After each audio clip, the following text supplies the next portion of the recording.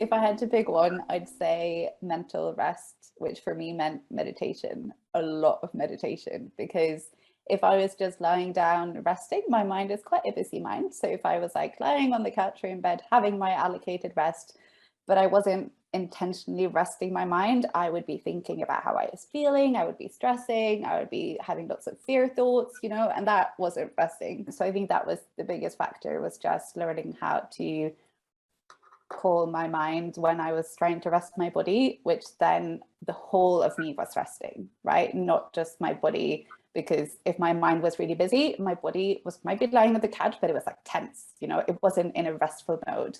I didn't know the difference before I got sick. I had no idea what the difference was. And so learning how to rest my whole system was like the biggest factor. And it still is. I notice that now in my day, like what you were saying, Toby, is how you do something, not what you do. Like, it's just so good. And it applies to pretty much everything.